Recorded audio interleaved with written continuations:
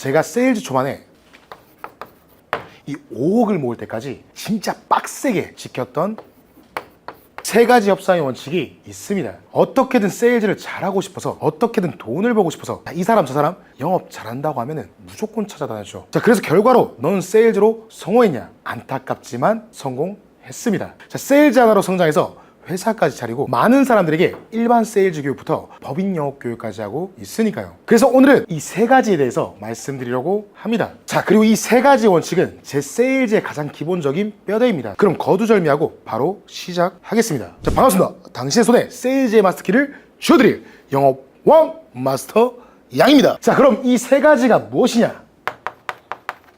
이익 전략 기준입니다.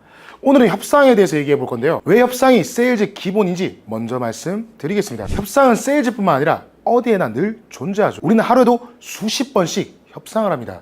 일상에서도 친구와 약속 시간을 정할 때, 그 친구와 식당에 가서 메뉴를 고를 때 마저도 모두 협상을 통해 결정하죠. 하다못해 이런 사소한 일에도 협상을 하는데, 세일즈에서는 이 협상이 얼마나 중요하겠습니까? 적어도 세일즈에 있어서는 말이죠. 협상의 결과가 당장 다음 달의 수익과 연결되기 때문에 이 생존과 연결된다고 해도 과언이 아닙니다. 그러니 생존을 위해서라도 협상의 원칙에 대해 정확히 알아야 합니다. 그래서 제가 이렇게 3가지로 쉽게 설명을 드리겠습니다. 협상의 3가지 원칙, 그 첫 번째는 이익입니다. 이익은 제가 가장 강조하는 내용인데요. 제가 수강생들이나 팀원들을 교육할 때 이 세일즈의 기본은 협상이고 그중 가장 중요한 것은 이익이라고 항상 말합니다. 우리는 협상에서 논쟁을 하고 때로는 감정이 격해지기도 하죠. 그 이유는 모두 각자의 이익을 지키고자 하는 마음 때문입니다. 자, 그렇기 때문에 가장 이상적인 협상은 양측 모두가 이익을 얻는 윈윈 구조이죠. 윈윈 전략이란 말입니다. 자, 그런데 안타까운 사실인데요. 항상 고객이 원하는 이익을 제공해 줄 수는 없습니다. 그래서 협상이 필요합니다. 자, 예를 들어 보겠습니다. 자, 이번 설에 저희 조카 남매가 떡 한 덩이를 두고 싸우더라고요. 똑같이 자르지 않고 작은 덩이를 줄까봐 서로 자르겠다고 싸우는 겁니다. 그래서 제가 한 명이 자르고 다른 한 명이 먼저 떡을 고르게 하자라고 말했고, 문제는 간단히 해결됐죠. 만약 오빠가 떡을 자르면 여동생이 먼저 선택하는 식이죠. 자, 이렇게 하면 오빠가 떡을 똑같이 자를 수밖에 없습니다. 이처럼 협상도 서로의 이익을 추구해야 합니다. 방금 말했던 떡을 나누는 것처럼 말이죠.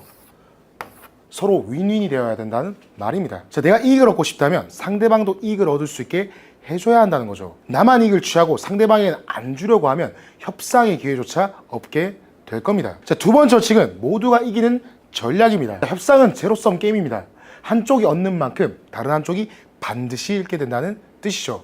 앞서 얘기한 것처럼 가장 이상적인 결과는 윈윈이죠. 윈윈을 위해서는 엄청난 노력이 필요한데요. 그 구체적인 방법을 알려드리겠습니다. 자, 이 4가지로 나뉘는데요. 먼저 선준비 후 평가입니다. 처음부터 정답을 찾으려 하지 말고 다양한 대안을 브레인스토밍으로 모아두십시오. 이때는 평가하지 않고 아이디어만 꺼내는 게 핵심입니다. 그 다음은 가볍고 다양하게 분석하기입니다.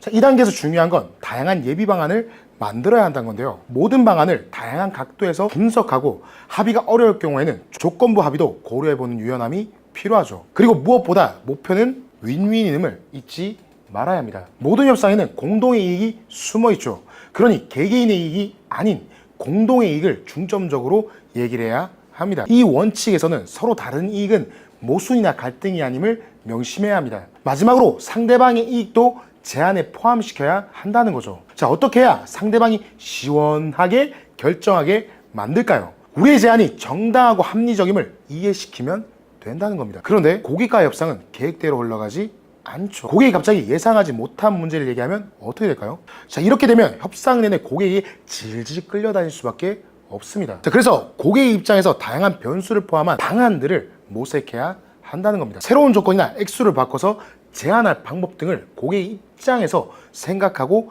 여러 방안을 준비하십시오. 자, 그렇다면 우리의 제안이 합리적임을 어떻게 이해시킬까요? 3번째 원칙은 객관적 기준입니다. 이 객관적 기준을 세우는 일인데요. 앞서 말씀드린 것처럼 고객은 공정하고 납득 가능한 이 기준이 있어야 결정하죠. 이 객관적 기준이란 말 그대로 누구나 수긍할 수 있는 외부적인 기준입니다. 통계적 수치, 관례, 전문가 의견, 역사적 사례 혹은 제3자의 중재와 같은 요소들이죠. 예시로 저희 회사의 황 팀장님의 경험담을 말씀드리겠습니다. 모르시는 분들이 많을 것 같아 설명드리자면, 저는 정책자금 컨설팅 회사를 운영하고 있고, 황 팀장님이 A 안경 제조업체에 이 상담을 갔을 때 있었던 일인데요. 이 업체는 안경 알과 다리를 연결하는 이임새가 나사가 없고 엄청 가벼워서 특허를 받을 정도로 기술력이 뛰어났습니다. 그런데 이 기술을 개발하기 위해 많은 돈을 투자했고 필요한 금액이 총 2억이었죠. 이 정책자금에 대한 이해도가 전혀 없고 이 재무제표 또한 엉망이었기 때문에 사전 작업과 보안 전략이 필요한 상황이었습니다. 그런데 이 A 업체 대표님께서 컨설팅 수수료가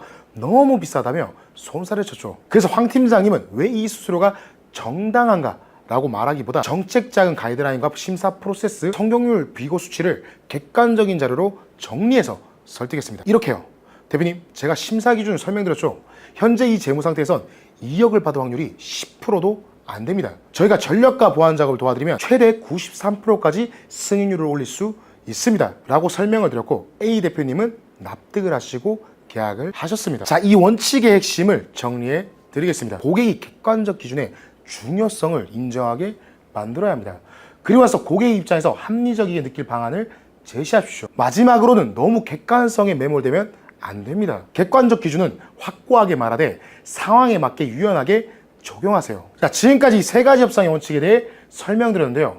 협상에서 이익과 전략, 기준의 중요성을 유명 영국 광산 회사의 사례로 다시 한번 정리해 드리겠습니다. 전 세계에서 사업을 벌이는 영국의 광산 기업이 아프리카에 자회사를 설립했는데요. 이 기업은 아프리카 여성 노동자 조합과 출산 휴가 조건을 두고 협상 중이었죠. 여성 노동자의 출산 휴가는 4개월, 그리고 그 기간 동안 임금의 75%를 지급을 요구했습니다. 회사는 많이 곤란했죠. 아프리카는 다출산이 일반적이라 출산 휴가가 요구가 현실화가 되면 인력의 절반 이상이 휴직을 신청할 수 있는 상황이었기 때문이죠. 양측의 입장은 팽팽히 맞섰고 협상은 수개월간 정체되었습니다. 자, 그런데 여기서 기업 측 협상가가 전략을 바꿨습니다. 이들은 왜 임금의 75%를 요구하는가? 상대 입장에서 이익을 분석해보니 그 돈은 아기를 친척에 맡기거나 불악 공동체에서 양육하는데 필요한 양육비였죠. 즉 출산휴가 그 자체보다 육아비가 실질적인 이익이었던 겁니다. 그래서 회사는 직장 내 타가수 제공이라는 새로운 협상안을 꺼냈죠. 이는 여성 노동자들에게 실질적 이익을 주었고 회사 입장에서도 인건비를 줄일 수 있는 대안이었습니다. 바로 윈윈하는 방안이었죠. 자, 이 사례는 협상의 핵심을 뚜렷하게 보여줍니다. 자, 기업에서 양측의 이익을 중점적으로 문제를 해결하고자 했죠. 이는 우리 세일즈맨들이 반드시 생각해봐야 할 문제입니다. 협상의 근원을 파헤쳐보면 언제나 가장 깊은 곳에는 이익이 존재합니다. 내 입장과 이익만 내세우면 오히려 좋은 기회를 놓치게 되는 거죠. 자, 생각해봅시다. 만약 양측이 임금이나 출산휴가의 길이에 관해서만 논쟁했다면 협상은 결국 결렬됐을 겁니다. 양측의 이익을 중심으로 접근했을 때 새로운 대안이 만들어지고 누가 이겼는가가 아니라 모두가 얻었다라는 결론에 도달할 수 있었죠. 협상이 막혔다면 그 자리에 앉아서 서로를 설득하려 애쓰기보다 서로의 이익을 다시 한번 정리해 보십시오. 그렇게만 한다면 여러분도 계약률을 2배로 올릴 수 있을 겁니다. 자, 여러분들은 아마 이 방법을 찾고 있을 겁니다. 그래서 이 영상을 봤을 거고요. 이 세일즈로 5억 모기, 강의에 5천만 원 이상 투자하고 10년 동안 배움에 미쳐있던 제가 이제는 배운 것을 나누려고 합니다. 제가 어떤 방식으로 영업을 해왔고 이 영업으로 돈을 어떻게 벌어왔고 또 어떤 영업을 했는지 어떻게 해야 하는지도 알려드리고 있죠. 오늘은 아주 기본적인 것, 세일즈를 한다면 누구나 알아야 하는 협상과 이익의 원칙에 대해 알아봤습니다. 이 기본적인 거 말고 그 이상의 방법을 원한다면, 여러분도 제가 경험하고 성취한 것을 가지고 싶다면 고정 댓글에 영상을 남겨뒀으니 참고하시면 됩니다. 자, 좋아요, 구독, 알림 설정까지 해주시고요. 고정 댓글을 꼭 확인해 주십시오. 도전하고자 하는 분들에게 도움이 됐으면 좋겠습니다. 자, 마무리하겠습니다. 네버기브업, 당신의 손에 세일즈의 마스터키를 쥐어드릴 영업 왕 마스터 양이었습니다. 감사합니다.